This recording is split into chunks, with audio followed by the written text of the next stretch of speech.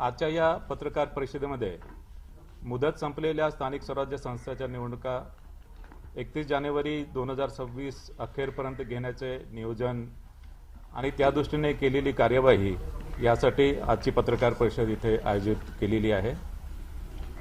या स्थानिक स्वराज्य संस्थांच्या निवडणुकीच्या दृष्टीने आपल्याशी संवाद साधावा व आपल्या माध्यमातून सर्व माहिती मतदार, इच्छुक उमेदवार, राजकीय पक्ष व इतर संबंधितांपर्यंत पोहोचावी या उद्देशाने ही पत्रकार परिषद आयोजित केलेली आहे।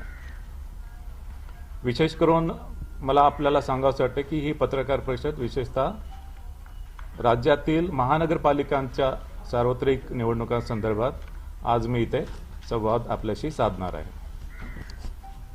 आपल्याला सांगायचं आहे की महाराष्ट्र राज्यातील 29 महापालिकाच्या निवडणुकीसंदर्भात ही पत्रकार परिषद आहे। त्यामधील 27 महानगरपालिकांची मुदत संपलेली आहे। 5 महापालिकांची 2020 मध्येच मुदत संपली होती। 18 महापालिकांची मुंबईसहित 2022 मध्ये मुदत संपली आहे आणि 4 महापालिकांची मुदत ही 2023 मध्ये संपली होती।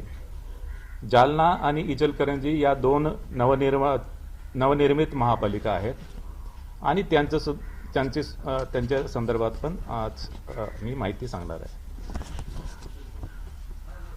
बृहन्मुंबई महानगरपालिकामध्ये प्रभागामध्ये 1 सदस्यीय प्रभाग आहे आणि यामुळे बृहन्मुंबई महानगरपालिकेसाठी प्रत्येक मतदाराला फक्त 1 मत द्यावं लागेल। 28 महापालिका या बहुसदस्यीय आहेत आणि बहुतांश महापालिकेमध्ये एका प्रभागामध्ये 4 उमेदवार निवडून द्यायचे आहेत। त्या महापालिकेमधील काही प्रभाग असे आहेत की जिथे 3 उमेदवार असतील, काही प्रभाग असे असतील की जिथे 5 उमेदवार असतील। त्यामुळे या 28 महानगरपालिकेमध्ये मतदारांना साधारणतः 3 ते 5 मतं एका प्रभागामध्ये द्यावं लागतं। या महापालिका निवडणुकीमध्ये नामनिर्देशन पत्र हे ऑफलाईनच घेण्यात येईल आणि या संदर्भात राजकीय पक्षांची जी बैठक झाली होती आणि राजकीय पक्षांनी केलेल्या मागणीनुसार या महापालिकांच्या निवडणुकीमध्ये नामनिर्देशन पत्र हे ऑफलाईनच स्वीकारण्यात येतील। जात वैधता पडताळणी संदर्भात राखीव जागावर ज्यांना निवडणूक लढवायची आहे त्यांना जात प्रमाणपत्र व जात वैधता प्रमाणपत्र त्यांना सादर करणे आवश्यक आहे।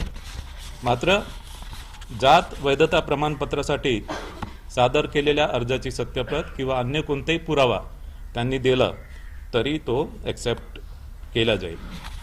मात्र 6 महिन्याच्या आत जात वैधता प्रमाणपत्र सादर करण्याचे असे हमीपत्र उमेदवारांना द्यावे लागेल आणि 6 महिन्याच्या आत जात वैधता प्रमाणपत्र सादर न करू शकलेल्या संबंधित उमेदवारांची निवड ही पूर्वलक्षी प्रभावाने रद्द होईल।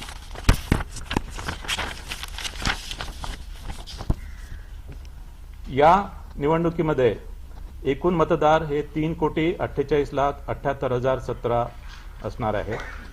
त्यापैकी पुरुष मतदार 1,81,93,666 असतील, स्त्री मतदार 1,66,19,755 असतील आणि इतर मतदार 4,590 असतील।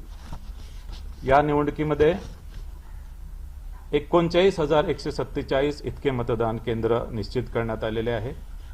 ही निवडणूक इलेक्ट्रॉनिक वोटिंग मशीनच्या माध्यमाने घेतली जाईल।